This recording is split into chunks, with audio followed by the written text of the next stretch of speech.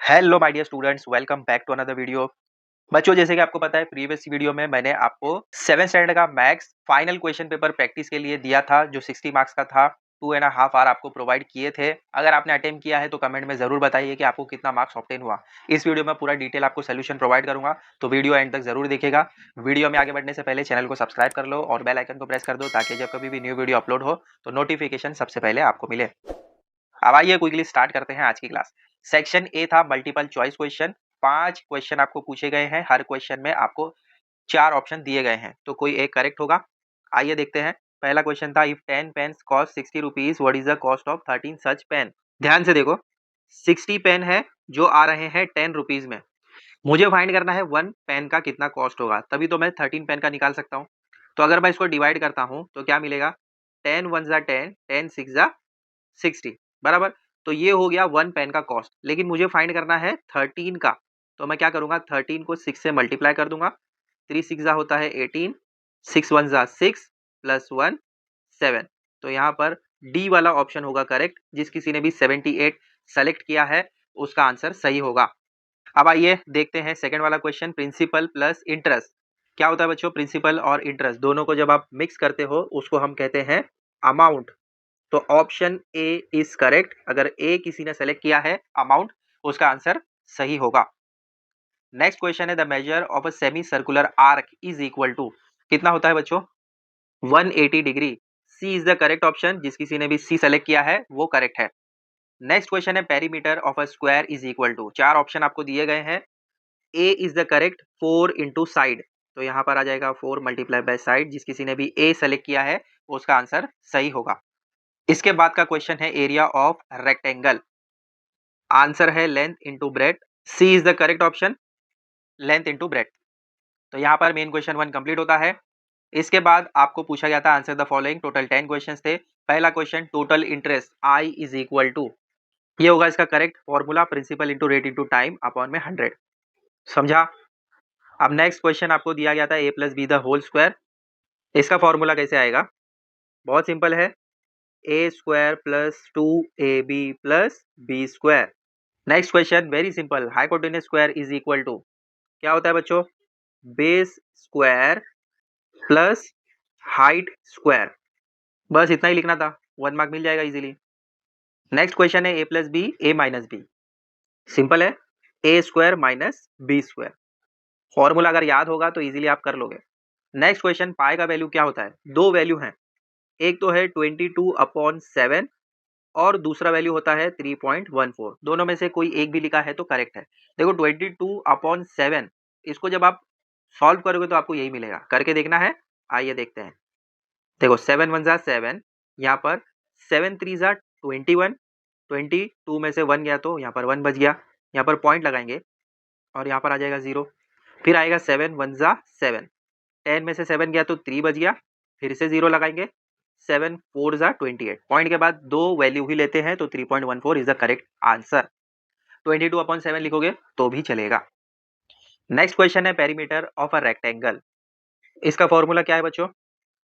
2 into length plus 2 into breath.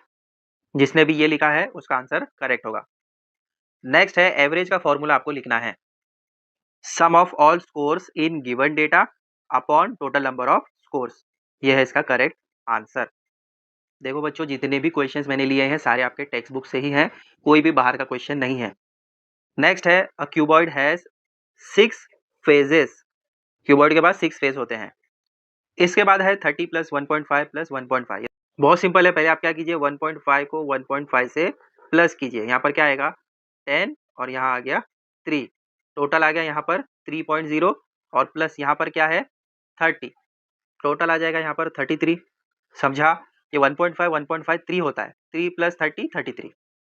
Next question है, 48.4 50 से multiply करना है।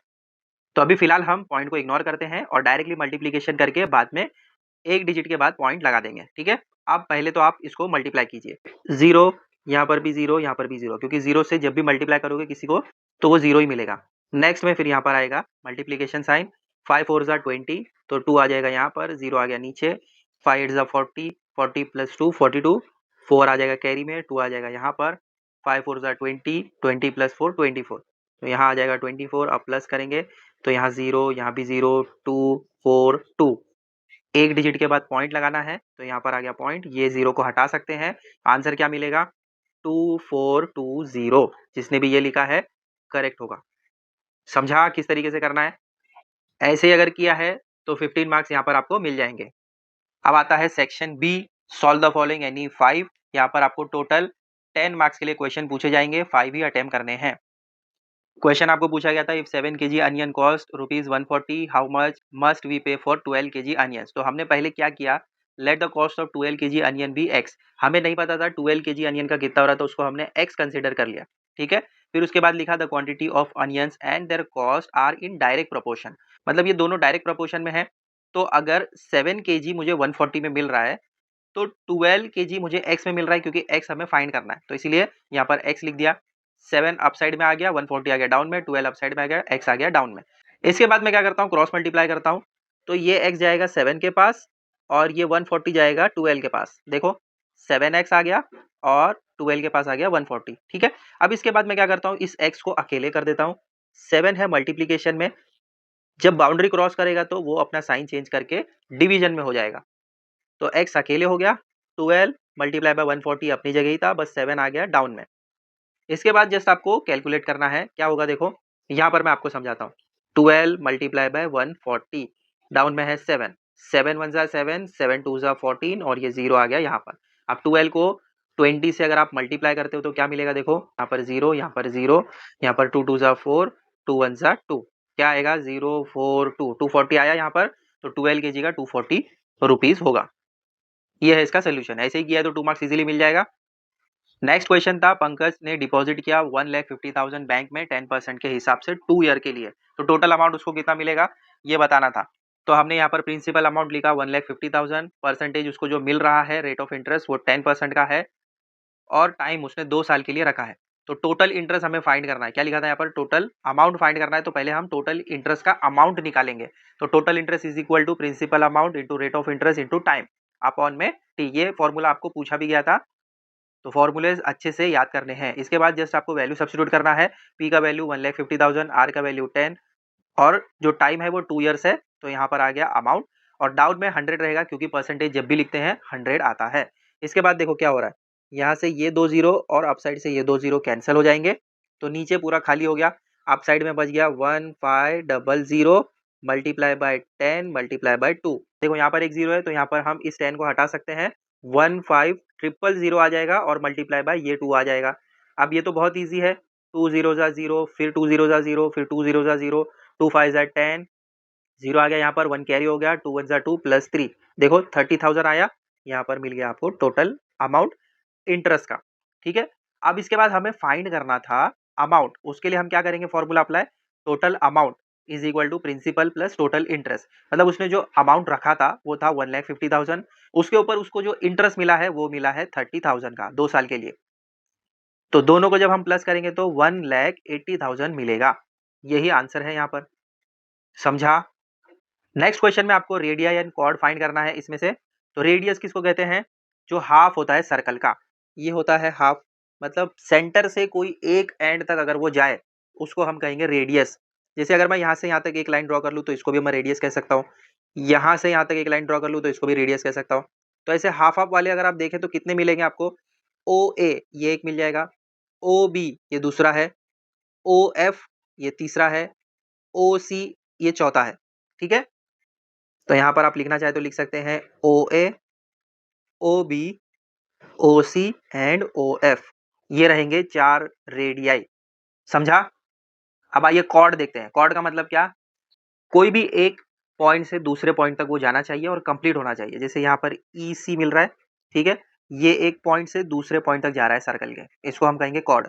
दूसरा ये वाला भी कॉर्ड हो सकता है, ये भी एक पॉइंट से दूसरे पॉइंट तक जा रहा है, सर्कल के इनसाइड में आपको देखना है, एक एंड से दूसरे एंड तक जाना चाहिए। 2 हो गए, ये तीसरा वाला हो गया सी एफ या एफ सी कह लो, और ये ए डी ये हो गया चौथा। तो लिख सकते हैं हम यहाँ पर E C, A D, A B and F C. ये 1 मार्क के लिए और ये 1 मार्क के लिए। नेक्स्ट क्वेश्चन था, if the side of a square is 12 centimetre find its area. तो एरिया का फॉर्मूला अप्लाई करना है, area of a circle side square, side कितनी थी 12, तो 12 का स्क्वायर करोगे तो 144 मिलेगा। जब भी एरिया आता है उसमें आपको स्क्वायर मीटर या स्क्वायर सेंटीमीटर का यूज करना है, क्योंकि क्वेश्चन में आपको सेंटीमीटर दिया गया है। अगर मीटर दिया जाता तो वहां पर आप स्क्वायर मीटर लिखते। जब भी एरिया होगा स्क्वायर कंफर्म आएगा, ये याद रखिएगा। नेक्स्ट क्वेश्चन था, in the figures below find the value of x. Hypotenuse का फॉर्मूला अप्लाई करेंगे।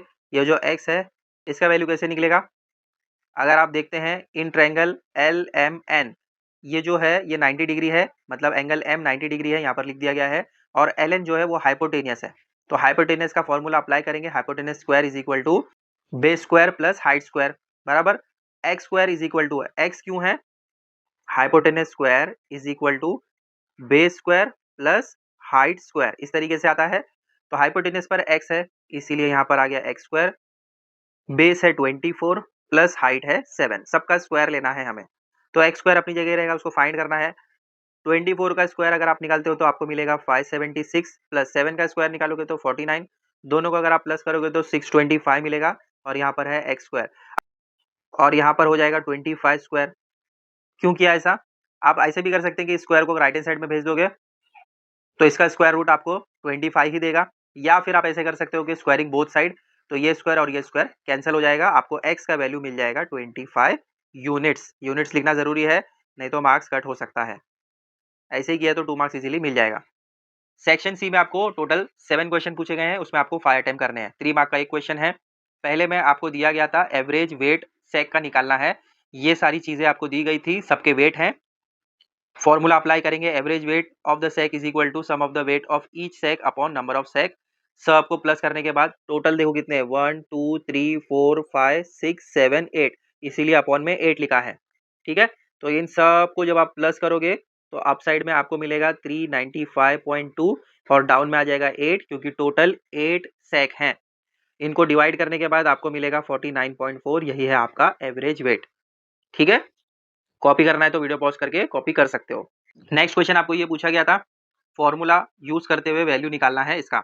देखो यहाँ पर आपको दिया गया है 502, तो क्या मैं इसको इस तरीके से लिखूं 500 प्लस 2 बराबर ना, देखो 500 में अगर मैं प्लस 2 करूँ तो 502 ही मिलेगा मुझे, तो इस तरीके से मेरा ये वैल्यू चेंज नहीं होगा। और दूसरे वाले ब्रैकेट में अगर मैं 500 में से माइनस कर दूं 2 तो मुझे 498 ही मिलेगा। इस तरीके से ये दोनों चीजें मेरी चेंज नहीं हो रही है, यहाँ पर भी 502 ही मिल रहा है और यहाँ पर मैं इसको जब माइनस करता हूं तो मुझे 498 ही मिलेगा। तो मैंने इसको कन्वर्ट करके इस तरीके से लिख दिया। अब यहाँ पर आपको क्या दिख रहा है, ए प्लस बी एंड यहाँ पर ए माइनस बी, ये दिख रहा है। बस इसी को अप्लाई करना है, आपको आंसर मिल जाएगा। तो नेक्स्ट स्टेप में हम लिखेंगे हियर ए की जगह हो जाएगा 500 और बी की जगह है 2। देखो दोनों जगह यहाँ पर भी 500 है, यहाँ पर भी 500। कैसे था ये, a प्लस बी और यहाँ पर था a माइनस बी।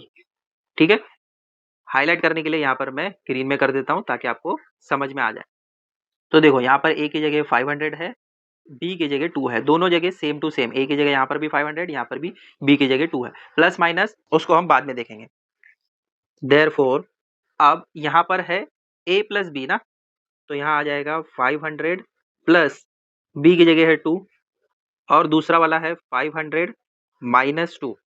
ठीक है, नेक्स्ट स्टेप में अगर मैं ये फॉर्मूला यूज करूं तो मुझे पता है कि मुझे मिलता है a square minus b square बराबर ना। ये पूरा डिटेल में मैंने जब आपको चैप्टर समझाया था बताया भी था कि ये फॉर्मूला किस तरीके से आता है। तो अब यहाँ पर ए स्क्वायर माइनस बी स्क्वायर आ जाएगा, अगर मेरे पास ए plus b a minus B है तो ए की जगह क्या है बताओ, ए की जगह है 500 तो हो जाएगा 500 का स्क्वायर माइनस बी की जगह है 2 तो हो जाएगा 2 का स्क्वायर। तो 500 को अगर आप 500 से मल्टीप्लाई करें, स्क्वायर ऐसे ही निकलता है। देखो यहाँ पर 2 जीरो, यहाँ पर 2 जीरो, तो टोटल 4 जीरो आ जाएंगे, 5 5 हो जाएगा 25। तो 25 और उसके बाद में 4 जीरोस पुट करने हैं, ऐसे सिंपल वे है।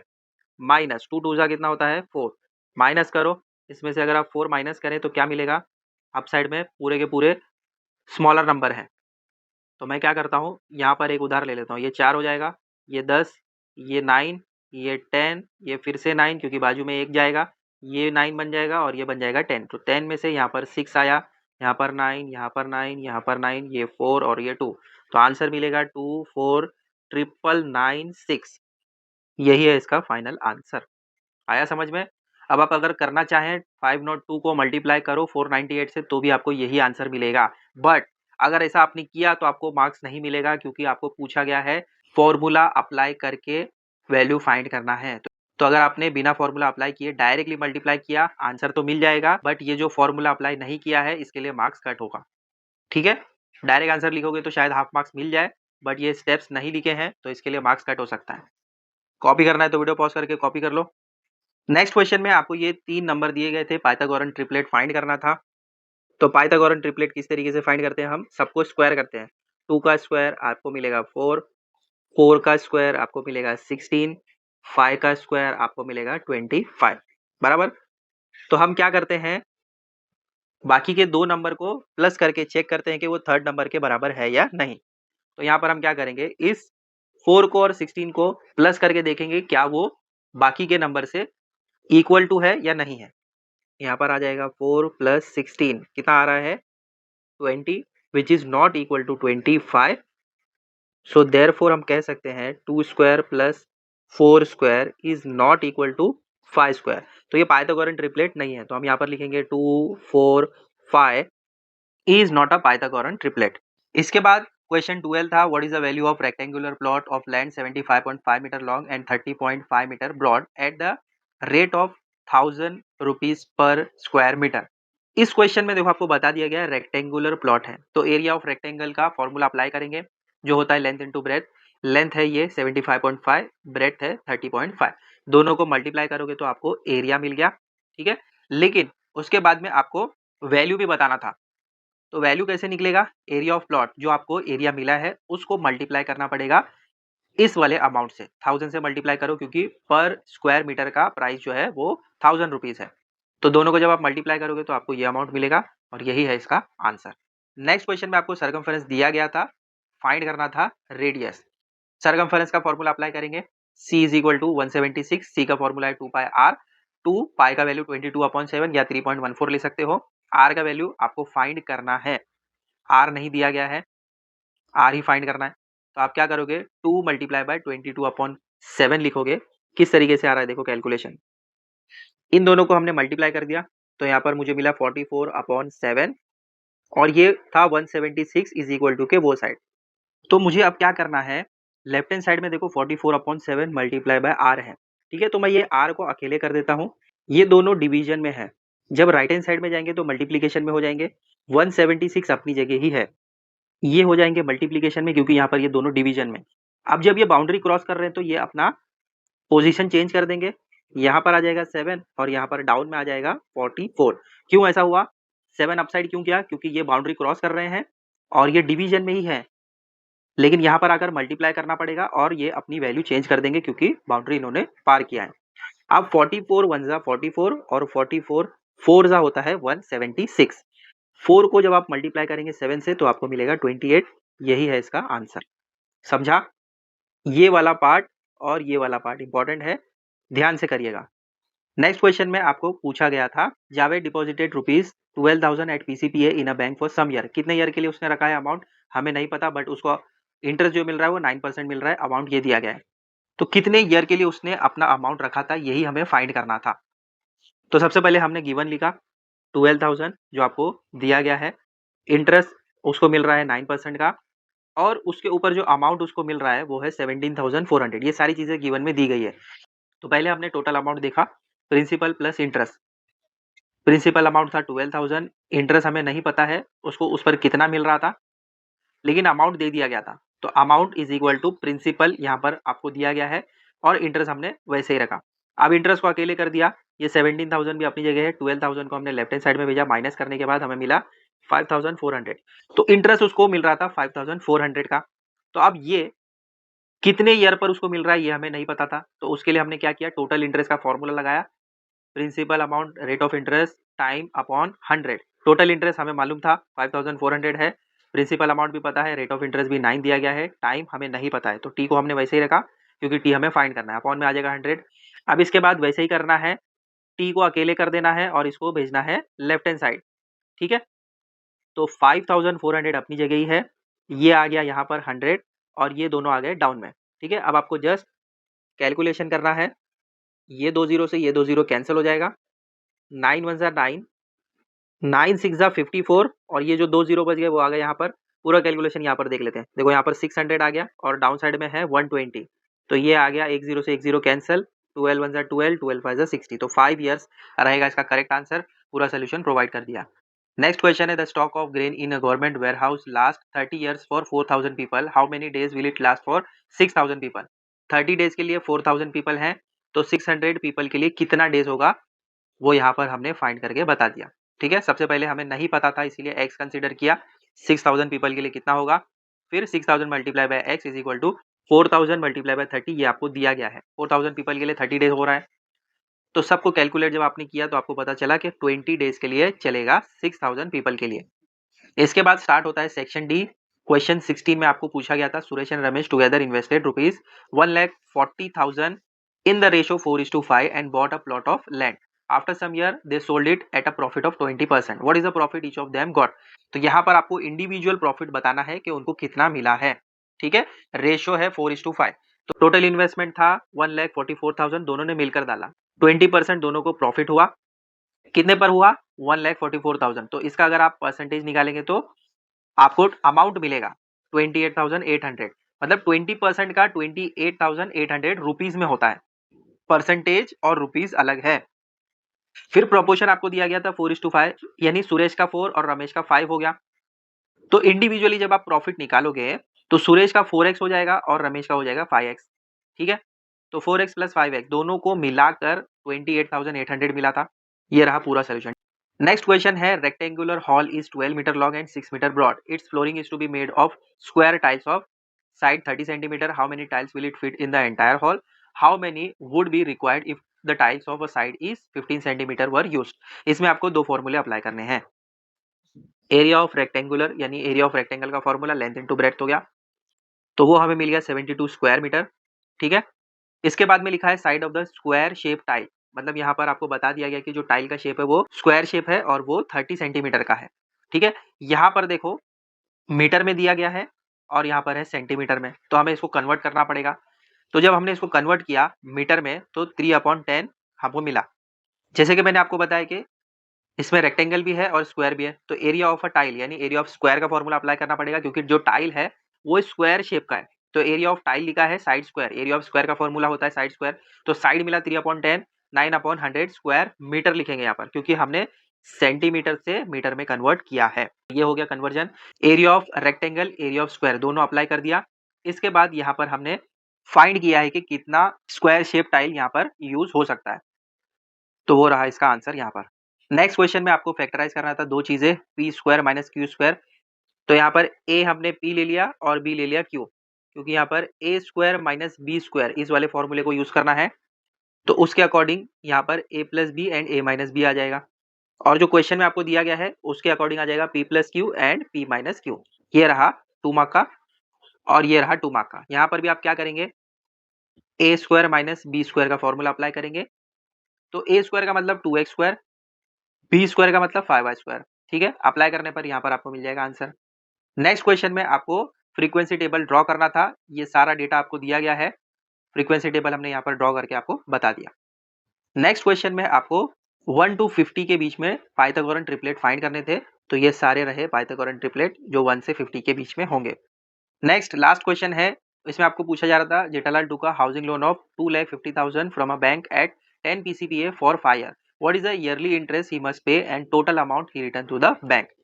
तो पहले तो हमने गिवन लिख दिया, प्रिंसिपल अमाउंट है 2,50,000 का, 10% का उसको इंटरेस्ट देना है 5 ईयर के लिए, तो टोटल इंटरेस्ट का फॉर्मूला अप्लाई करने के बाद हमें पता चला टोटल अमाउंट जो वो पे करेगा वो है 1,25,000।